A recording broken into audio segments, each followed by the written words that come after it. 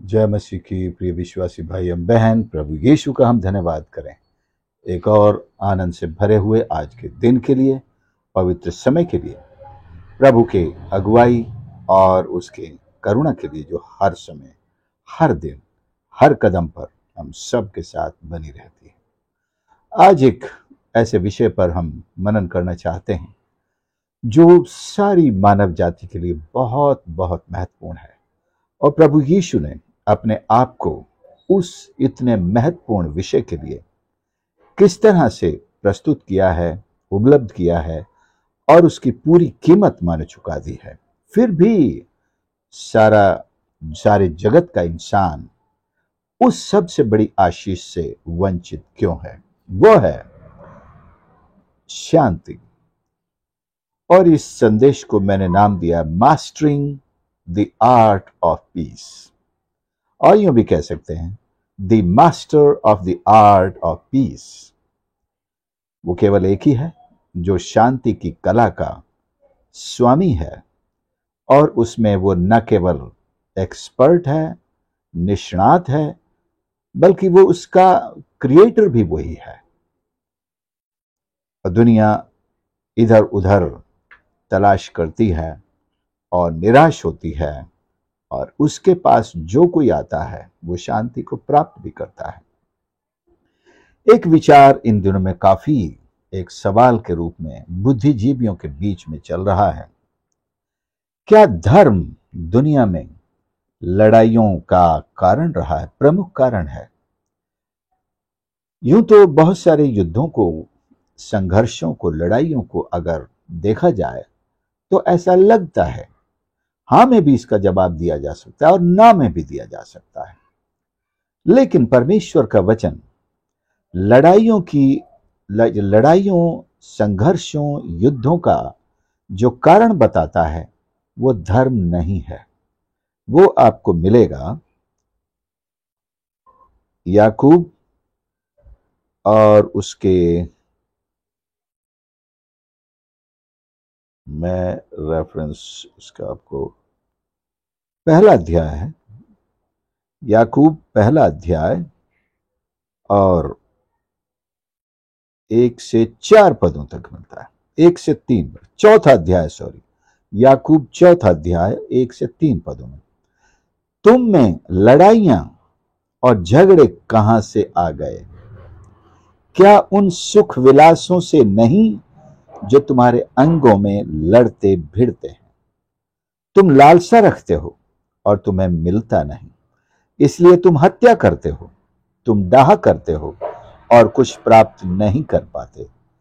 तुम तो झगड़ते हो, लड़ते हो, तुम्हें इसलिए नहीं मिलता कि मांगते नहीं। तुम मांगते हो और पाते नहीं, इसलिए कि बुरी इच्छा से मांगते हो, ताकि अपने भोग विलास में उड़ा दो। तुम में लड़ाइयां झगड़े कहां से आए? ये कौन से धर्म के पालन के कारण युद्ध हो रहे हैं?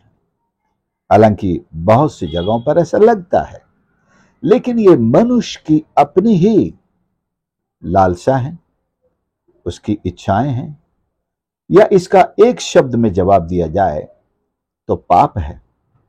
मनुष्य जिस पाप के कारण गिरा है, सारे रगड़े, झगड़े, युद्ध, लड़ाई, फसाद, जिहाद, क्रूसेड, संघर्ष, ये सब उसी का नतीजा है।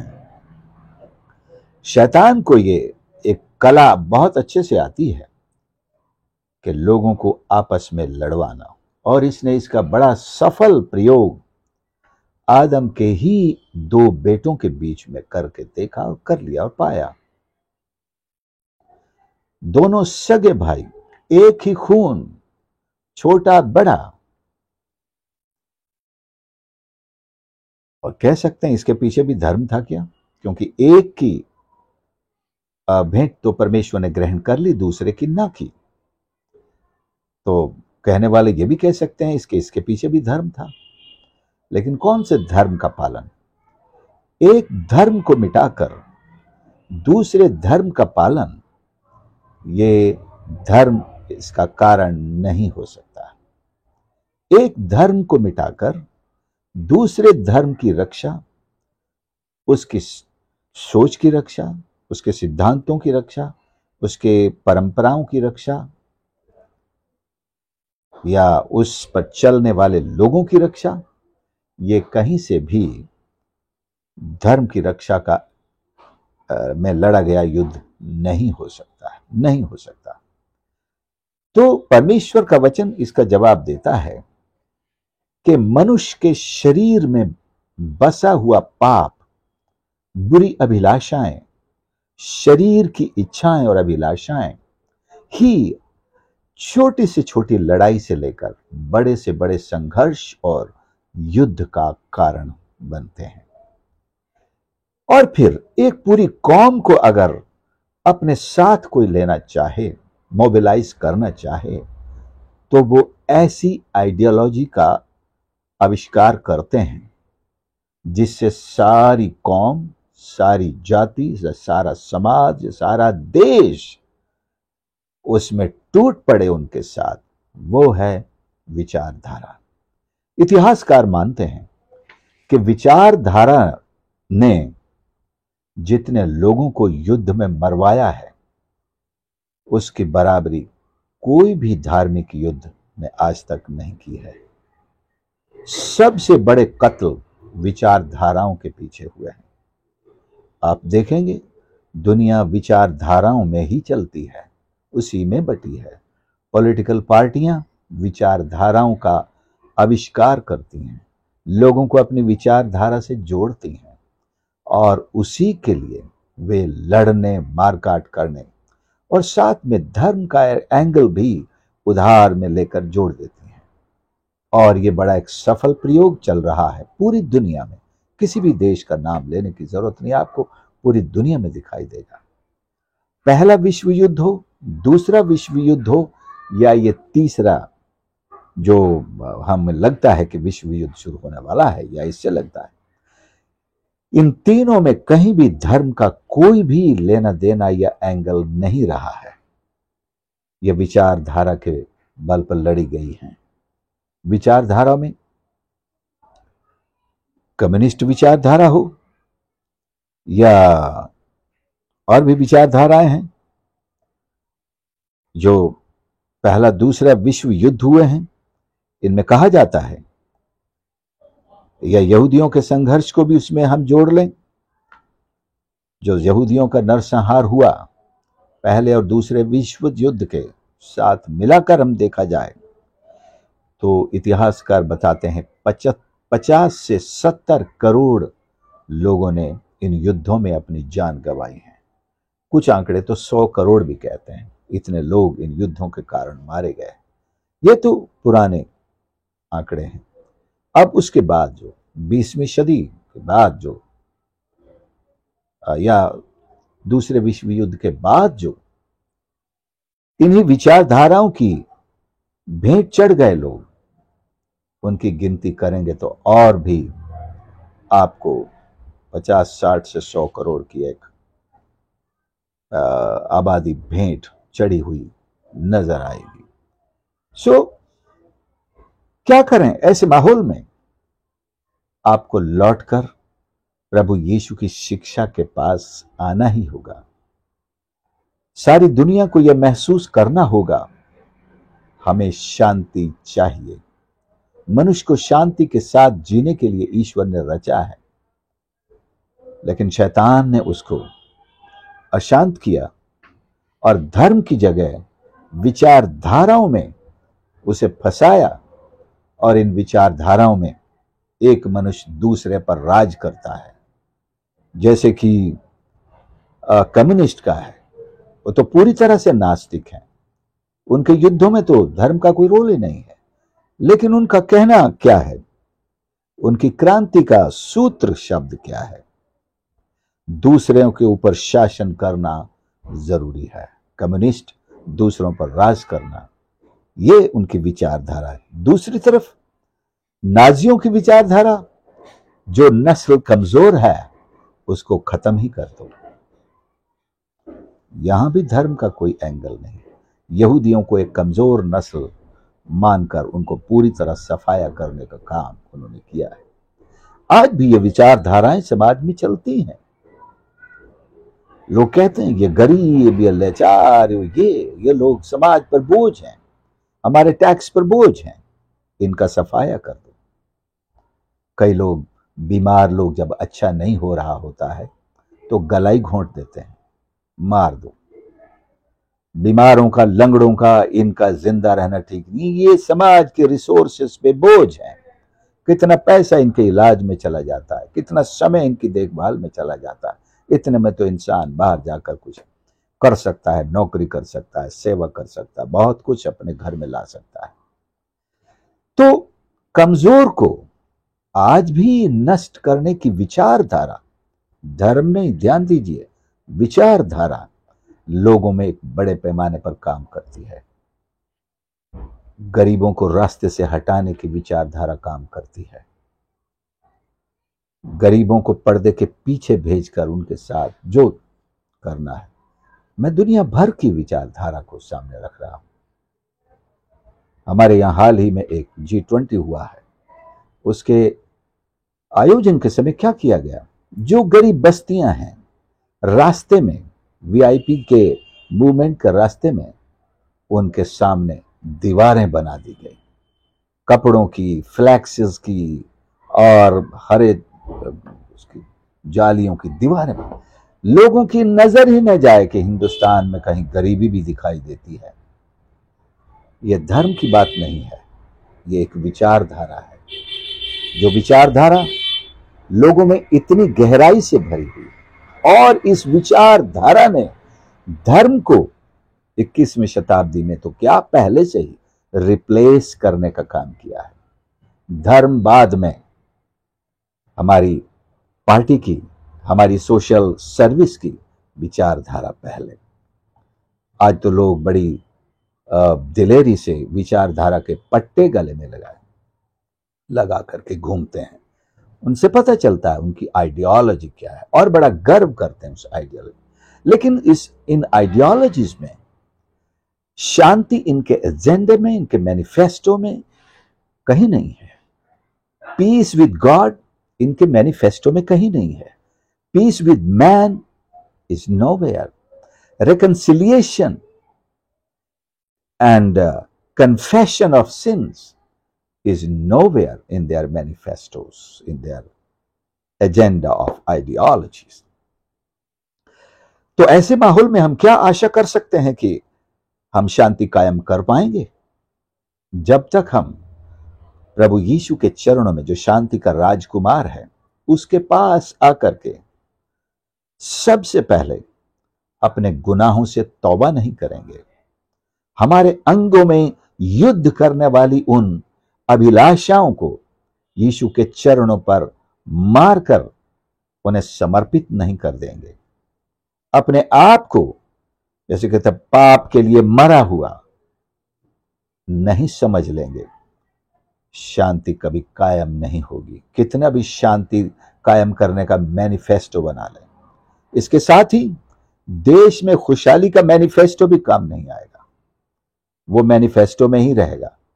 पार्टी जीत गई, हाँ, उनके लिए तो खुशहाली हो गई, हम जीत गए, हमारी सरकार बन गई, अब हम तो हो गया जो कुछ। लेकिन जिनके लिए उन्होंने मैनिफेस्टो बनाया है, क्या आज तक वे समाज, वे देश के नागरिक खुशहाल हो पाए हैं, समृद्ध हो पाए हैं, शिक्षित हो पाए हैं, और उनके मेडिकल की उच्च पैमाने स्थापित हो पाए हैं? कहीं नहीं है, क्योंकि इसकी नींव ही गलत रखी गई है। प्रभु यीशु क्या कहते हैं? जैसे यिर्मयाह के द्वारा, मन तो सब वस्तुओं से अधिक धोखा देने वाला है और उसमें असाध्य रोग लगा है, उसका भेद कौन समझ सकता है? ये सारी विचारधाराएं वहीं से तो बनती हैं। प्रभु यीशु ने कहा, जो कुछ मनुष्य के मन से निकलता है वह बुरा है, अर्थात व्यभिचार, बुरे बुरे काम करने की इच्छाएं, ये सब कहां से निकलता है? ये मनुष्य के मन से निकलता, उसके हृदय से। मत्ती 15:19 में बुरे विचार, हत्या, परस्त्रीगमन, व्यभिचार, चोरी, झूठी गवाही और निंदा, इसके साथ आप कह सकते हैं जो कैन के मन में आया भाई को हत्या करने का, या जो युद्ध के कारण है, वो सारे मनुष्य के मन के इजाद हैं। किसी धर्म की पुस्तक ने उनको नहीं उकसाया, प्रेरित नहीं किया। It's not an Holi idea from the book of scriptures, लेकिन मनुष्य के मन की उपज है। परंतु निचोड़ में आपको बता देना चाहता हूं, यशायाह 2 और उसके 4 में प्रभु यीशु हमारा शांति का राजकुमार, हमारा परमेश्वर आएगा और वो जाति जाति का न्याय करेगा और देश देश के लोगों के झगड़ों को मिटाएगा। वे अपनी तलवारें पीट कर हल्के फाल, भालों को हंसियां बनाएंगे। तब एक जाति दूसरी जाति के विरुद्ध फिर तलवार न चलाएगी और न लोग भविष्य में युद्ध की विद्या सीखेंगे, क्योंकि वो शांति की विद्या उन्हें सिखा देगा।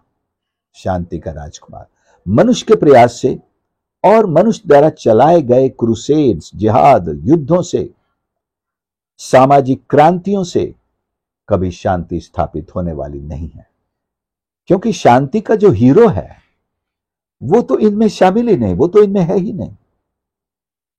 तो कैसे शांति स्थापित हो सकती है? हमको उसको शामिल करना होगा। मनुष्य तो करेगा नहीं, लेकिन उसके मैनिफेस्टो में है, प्रभु यीशु के मैनिफेस्टो में है शांति, और वो आकर के इनकी सारी इन भावनाओं को पैरों तले रौंद डालेगा और इन्हें शांति सिखाएगा और शांति होगी। हम प्रकाशित वाक्य में पढ़ सकते हैं 21-22 अध्यायों में कि परमेश्वर के राज्य का नमूना क्या है। सो प्रियो, हम परमेश्वर का धन्यवाद करते हैं कि हम परमेश्वर के वचन के ऊपर विश्वास करें, उसको थामे रहें, और दुनिया भर में जितनी भी विचारधाराएं समाज को उन्नत करने की, नई दिशा में ले जाने की, देश को नया बनाने की चल रही हैं, इनके धोखे में हम ना आए। और परमेश्वर का वचन हमें सही मार्ग सिखाता है। हम प्रभु यीशु की शिक्षाओं को सुसमाचारों में, पत्रियों में, पुराने नियम में उनको जाने और सीखें और थामे रहें। सबसे पहले हमें अपने व्यक्तिगत जीवन में शांति को स्थापित करने के लिए शांति को के राजकुमार को अपने जीवन में आमंत्रित करना है और उद्धारकर्ता के रूप में स्वीकार करना है। अगर हमारे व्यक्तिगत जीवन में शांति स्थापित हो गई, हमारे लिए एक बहुत बड़ी उपलब्धि है, बहुत बड़ी उपलब्धि है। और हम नहीं जानते यीशु का ये शांति का साम्राज्य कब स्थापित होगा, अगले साल, अगले दिन, 100 साल बाद, 1000 साल बाद, और हम वहां जिंदा रहेंगे या नहीं रहेंगे शरीर में, उसका इंतजार हमें तब तक करने की आवश्यकता नहीं है। आज ही उन पापों से तौबा करें जिनमें हम पैदा हुए हैं। इसमें कहा गया कि सब ने पाप किया है, और जो पाप हमने किए हैं, जिन दुनिया की विचारधाराओं को हमने अपने दिमाग में और दिल में भर रखा है, ठूंस रखा है, उनसे हम छुटकारा पाएं और ईश्वर के वचन पर हम चलना सीखें। यही हमारा मैनिफेस्टो है। आइए हम प्रार्थना करें। प्यारे प्रभु, हमारे परमेश्वर, हम धन्यवाद करते हैं आपके इस पवित्र वचन के लिए, जो हमें इस जीवन में खुदावंद हमारे परिवार से लेकर समाज और पूरे देश और दुनिया तक में आपकी उस शांति का एक संपूर्ण चित्र प्रस्तुत करता है और किस तरह हम उसे प्राप्त कर सकते हैं।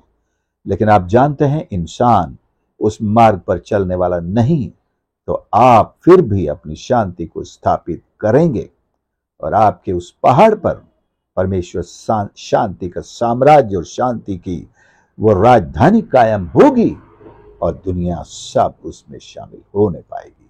हम सबको आशीष प्रदान कर परमेश्वर हर एक सुनने वाला प्रभु अपने व्यक्तिगत जीवन में अपने शांति के राजकुमार को प्राप्त करे और शांति की इस कला का हिस्सा बने कि अपने जीवन में, परिवार में और समाज में भी शांति का एक बड़ा नमूना, एक आदर्श बन सके।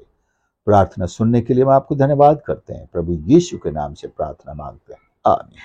प्रभु आप सबको आशीष करे। आपने संदेश को सुना, जरूर इसे दूसरों के साथ भी शेयर करें, दूसरे लोग भी इसे आशीष पाएं। हमारे चैनल को जरूर सब्सक्राइब करें यदि आज तक आपने नहीं किया है, और दूसरे मित्रों को भी जरूर आप प्रेरित करें, इस चैनल को सब्सक्राइब करें, और आपके कमेंट्स भी हमें भेज सकते हैं। प्रभु आपकी सहायता करे और हमारी सेवकाई के लिए भी अवश्य प्रार्थना करते रहें। God bless you.